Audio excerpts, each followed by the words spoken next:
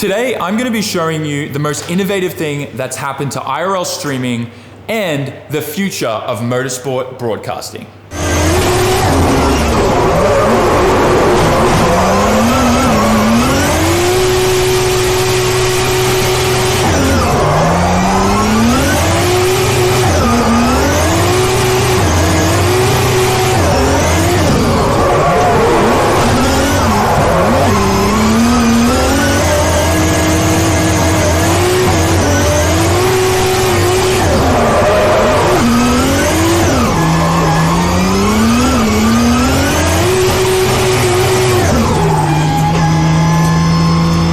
This here is my Formula Drift Japan S15 Nissan Silvia competition car. It has a 2JZ engine capable of making over 1,000 horsepower, and for all intention purposes, it is a competitive car. It is for competition only. This doesn't go out on the street. But we just got back from a drift event, and I did something special, something that I've been dreaming of doing for the longest time, and it was a lot of work. But let me just show you why is this so unique. Camera on the rear. So we got one camera there. We got a camera on the roof pointing forward. We have a camera facing the driver and passenger. We have a camera facing out the front windscreen. And then we also have a camera down there on the foot pedal. Doesn't end there though, because we also have a engine bay / wheel well camera that lets everyone know what's going on in there with the angle kit and whatnot. And so that's 6 total cameras with the ability of actually adding 2 more. We were gonna have a 7th one, kind of getting you guys more of like a side angle shot for if we were doing tandems, but unfortunately we forgot the cable. But we just finished doing our first ever test with this whole system, and it was successful, like absolutely amazing. First time ever in a drift car. But I know you're saying to yourself, Sam, multiple cameras around a car has been done before. What's innovative about this? And the answer is, I wasn't controlling any of them. You guys were, in chat. You had full access to switch and change between whatever angle that you wanted, and it wasn't just these single angles, you could also switch to a multi-view. Roll the clip.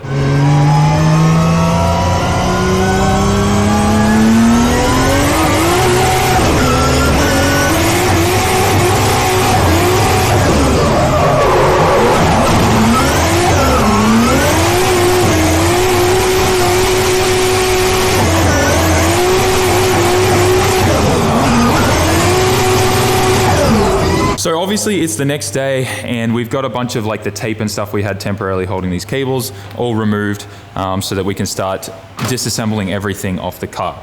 Now right now things are a little bit messy with the plastic tub there and everything crammed in there, and there is a bunch of stuff that goes on in that box that communicates back with my Twitch server that's actually upstairs in the office that handles everything.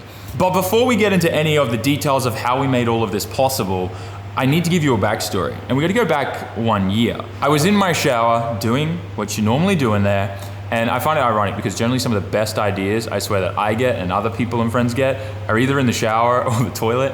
But that aside, I'm sure you guys can relate. This idea literally came to me in the shower, and I can remember screaming at the top of my lungs, May, I have this sick idea for IRL drifting.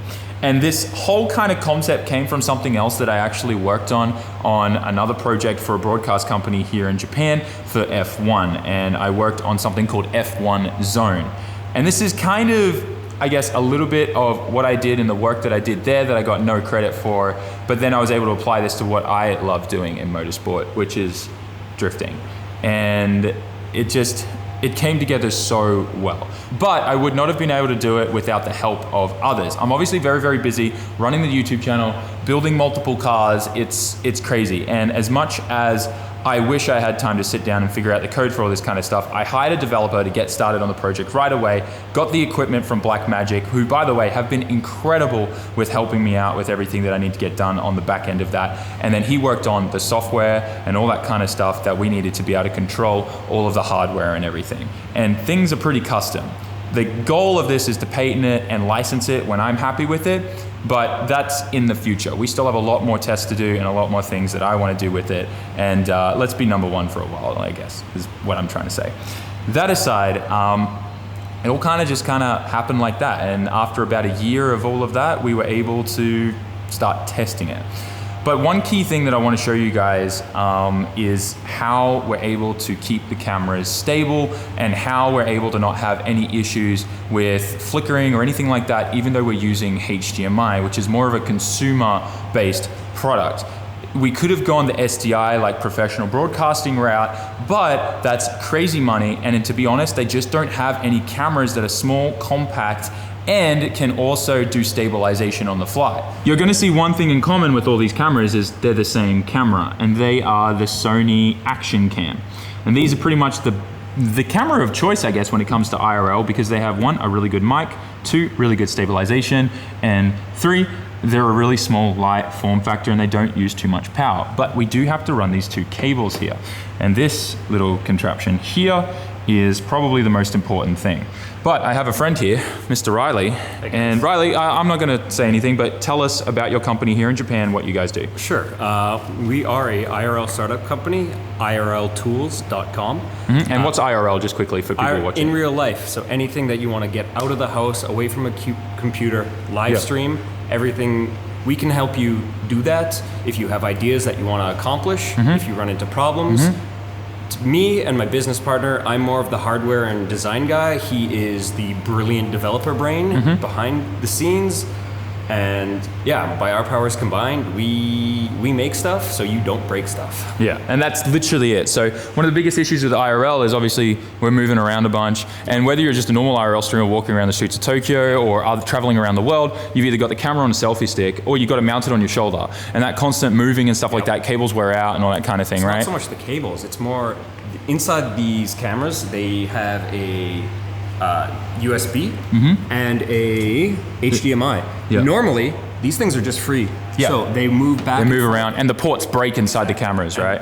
These things are exceedingly rare now. Yeah. They're out of production. They've been out of production about 3 or 4 years now. So the secondary market for these things are crazy. Yeah, they've held their value. They sell more used now. Like they sell for more money used than what they did brand new from Sony. The used price on these things are through the higher roof than retail. Yeah. So as you can see, I mean, just to give people a ballpark figure, like one of these cameras in good condition is like what, retail for around $600? If it's like brand new in box for the one that's capable of 4K, you're looking between $750 to $800. Wow. But it's the used market kind of fluctuates. Yeah, the used market goes up and down. Yeah. It's safe.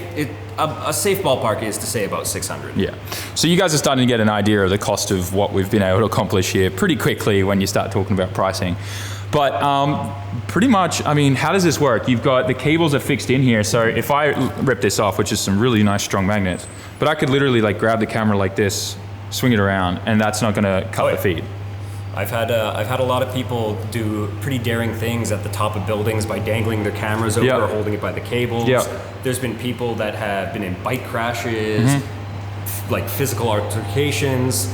But the one thing that remains constant is the camera's fine. Yeah.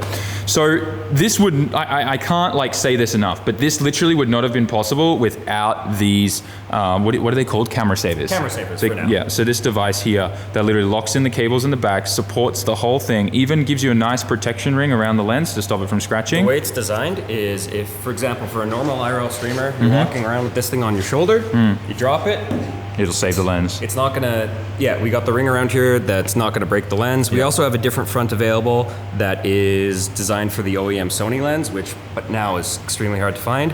And we are in the process of coming out with a system that for our own protected lens. And this is a little bit of a spoiler at this point, but we're gonna have something where you can screw on different cinematic lenses that are normally used for like mirrorless cameras or anything like that. So if you want like polarized lens, oh, that's great. Yep. So when we're looking at cars, we can actually see through the glass. Exactly. Oh, that's cool. Yeah, that's awesome. So this is where Riley came in, and I obviously I only just started getting into IRL like literally around the time that I had this idea. You remember like I met you, you showed me the stuff that you could make for this and everything, and I just got into IRL, just started, and then around that time was when I literally had the idea. So like I've been bouncing ideas off him forever, and when I first told him the idea, he was like, "You're crazy. That could be done, but you need like maybe like I think you were saying at that point like, oh, we'll just get a bunch of live views and stuff, right?" Initially, initially, and I was like, "There's got to be a better way." Coders and coders. motors. But I was able to come up with a solution so that we only need one encoder, which is the live view unit. And this is seriously, I still can't believe we were able to pull this off, but this is where obviously the custom software and hardware and everything we develop comes into play. And by the way, it is patent pending, and I really, really hope that no one has, I guess, any ill intentions watching this video. I'm literally just trying to share with you something that I think is the next biggest thing that's gonna help motorsport and drifting, as well as just IRL streaming and streaming in general, because this can also be used in like podcast scenario, any other types of sports and things like that, and also just events and stuff like that, like a chat controlled multicam setup. And you can scale this, not just 8 cameras or 4 cameras. You can scale this up. Like you could have hundreds of cameras, really. There's no limitations. So that's kind of like my intentions with this. I plan to sell this as like a little package, and there will be a software license and stuff like that, so that other people can also create this in other industries, events, motorsport, and other sports, and all that kind of stuff. You know what I'm trying to say. This whole system runs off one encoder. Chat commands everything, and live on the car in that moment, everything is switching and changing. And we're gonna be adding even more to it. The best thing is most computers in cars these days output something called CAN bus, and that data can all be read and inputted into the stream on like live. So we can have RPM, speed, boost levels, so much data like temperatures and all that kind of other data that I'm not sure if people want to see, but we may be adding that. And we're also going to be adding other things in the car that chat can control. I'm even thinking about letting chat control boost levels, so high boost mode, medium boost mode, and low boost mode for certain tracks and events that I do. And obviously there's gonna be a cooldown, so like it's only for like this lap, so they can't change it in the middle of the lap. But there will be modes where you guys will get to pick the power level of the car by changing the boost. This is all possible, and something that I've even been working on and testing already, and it is just mind-blowing like how interactive this is. If you think just chat being able to change cameras was the end of it, it's not. We are completely going to the, like, I am trying to stretch this out and go to the most extreme case scenario. Like I want you guys to feel like you're almost like playing like a video game and everything's there, but it's actually me driving, if that makes sense. But you have control and interactivity with that, if that makes sense. Riley, you've been in the Twitch scene for a long time. What's it feel like to see something like this? Like, have you seen anything like this before? No, never. After last night, after everything was all like the dust had settled, we'd gotten home, unpacked everything. I got home at like 9 p.m. From 9 p.m. till 1 a.m. I was just looking at clips, sending it to people. Everyone is absolutely geeking out over this. Yeah. This has never been seen on any sense of scale with interactivity, anything like that. Yeah. So the only thing I want to say is I think someone else that comes close to doing interactive stuff like this is Sushi Dragon on Twitch. Yes. Now, he is incredible, and he does like all these crazy effects and mapping and all that kind of stuff. Lots of visual effects. Yeah. Lots of, like, really, it's very inspirational in the sense of how he also gives control to his audience. Yeah. But this is taking it to a more outdoor, in the field, motorsports. Like for instance, right? Let's dumb this down a bit, right? Take away the drift car. Yep. Riding a bike through the streets of Tokyo. Normally everyone just has the front camera, right? Throw on a back camera, 2 camera. Chat can switch between front and rear. Make it a multi-view, 1-1 in the center. You know what I mean? Like you can do that, and it's not actually going to be that difficult. You're not going to need a rat's nest of cable and everything that we have there. This is just a temporary solution. We're going to have this so refined that there's just going to be like a little box unit, and you just plug in 2 things and go. So box, like battery, good to go. Exactly. So this is not just something in this scale, and I keep saying like this is for other things too. But like your favorite IRL streamer walking down the street, and they've got a back camera as well, and you get to see both perspectives. Yeah. You know, it's right now Twitch doesn't have any sense of like 360 interactivity. Yeah, so this is the closest. YouTube does a little bit, but in the sense where it's a little bit more than 360, it's almost the same, but 360 interactivity. Yeah, but the fact that chat gets to control that is the biggest thing. And then, you know, that's the biggest thing, I guess, that we always are striving to find is a way to interact with our audience more. Yeah. And that's why I really like Twitch, because I was able to connect with my audience on a different level and be able to kind of like develop more of a personal relationship with you guys. And I think this really shows like where my heart's at, what I'm focused on, and that is literally just bringing innovation and better ways of doing things to this industry. And at first, I was just focusing on doing sick IRL drifting streams like no one else has ever done before. And it just quickly snowballed out of control. And here we are. Now we're like patent lawyers and everything. It's a nightmare. But even try to calculate it. like software licensing, that's another kettle of fish. But this is just what I wanted to show you guys, and I wanted to talk with you guys a little bit. And we're gonna go upstairs, and I just want to show you like the box that kind of does everything and where it all goes to. And it's super simple, and pretty much, any of you guys that want to do this, you'll be able to. So I'm currently in the workshop office upstairs, and this here is where the magic happens. This little pink box here is my Twitch server. And it's nothing crazy, nothing high powered. I think this whole box cost me like maybe $400. I think it was actually a lot cheaper to build. But even though my custom software and everything is on here, running it with OBS, there's a fair few things about how the signal gets to this box before it goes to Twitch that's really important. And that's where, once again, Riley and his company come in. So you guys actually provide me with an endpoint service. And that's not just the only service you guys offer. So run us through, like, what's the benefit of having that endpoint to send the feed from the encoder to you guys before coming down to here? Normally, if you're setting up the home server, there's a big laundry list of stuff you have to do involving port forwarding, all that. And if people have nefarious intentions, a lot of people just can figure that out. All the same ports are forwarded. If you use one of our endpoints, you have security. We take care of the monitoring your bit rate, so how much connection you have. You don't have to run additional software. That's all done up in the clouds with our system. And then it just feeds it into your box, which then sends it right up to Twitch.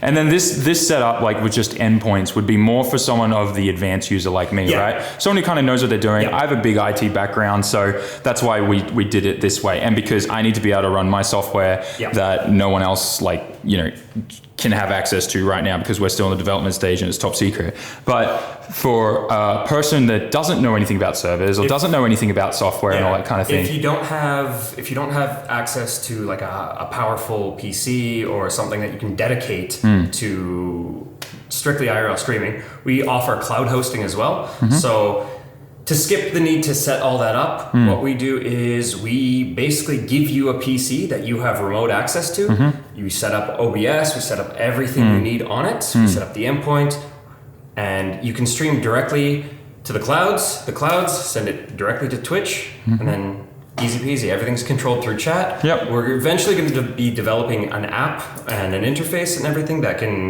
you can just use on your phone when you're walking around showing everybody what you're doing. So it'll be easy, open up, click, click, click. Anything you need is right at your fingertips. Okay, that's awesome. So you guys are not only providing the endpoint service and that security method and everything like that, but obviously then the servers that can also do the streaming for you. And then probably one of the biggest benefits to that is you don't have to worry about having a UPS and a bunch of other stuff that you need in case like the power goes down here or the internet goes down here. That's your stream done.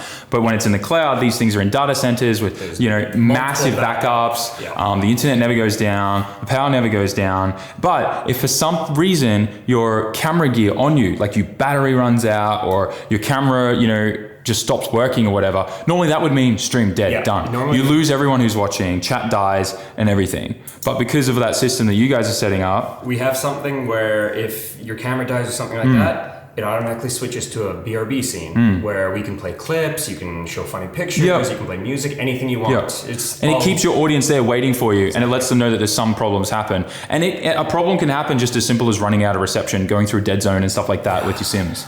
So that's where this is a super good service, and I think you guys are the only people in Japan that offer something that's this whole package like that. From what I understand. From what I've researched, we are the only company in the world that offers more than just. There's a lot of companies that will help. You can get like servers and hosting and stuff, but the whole package. We're the only people, as far as I know, at this moment that does hardware. Literally, my favorite thing to do with streamers is to just sit down and talk to them and ask, hey, what do you do when you stream and you have a problem? Like what consultations and stuff, What issues do you run into? I hear a lot of what people say, and then I put that forward and make designs. For example, the biggest thing when I started, everybody's ports and their encoders were breaking, on the cameras were breaking, and I'm like, well, I don't want to have to buy another $500 camera. I can't buy another $1,000 encoder. So instead, I designed something to stop that from happening. Yeah, and that's great. And that's where like I really like Riley, and we get along really, really well because we think very much alike. We do butt heads a bunch, like, and disagree about things because I'm like obviously very strongly opinionated, and so is he. And with our backgrounds, it's kind of a little bit funny. But great minds think alike, I guess. And we've been able to make this whole thing work, and it's so good to kind of like see. One of the first tests where we just drove the K-Van around, and then the drift car one just goes so flawlessly is. I was expecting way more issues. I thought with the vibrations of such a powerful car, the cameras would be like ripped off, or the stable, everything was perfect. Everything was so good. And I came up with a bunch of solutions and stuff for power feeding and UPS stuff like in the box and everything. And right now it's a huge footprint, but it's going to shrink right down as we further develop this and get things finalized. But yeah, I hope you guys enjoyed this. I wanted to run you through like how we kind of made all this happen and possible, and a little bit of a behind the scenes story and background of everything.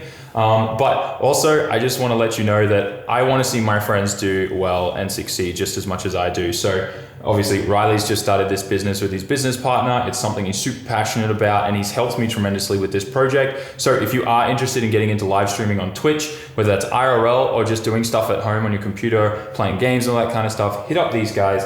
Also, if you're traveling to Japan and want to do IRL, these guys have rental backpacks. The backpacks where you can go stream for 8 to 12 hours non-stop with the same kind of setup. So yeah. Make sure you talk to these guys, and most likely I'm going to be probably working with them with licensing this stuff. So probably everything will go through these guys in the future. But yeah, check them out. Links will be all down in the description. And if you want any more information, contact them.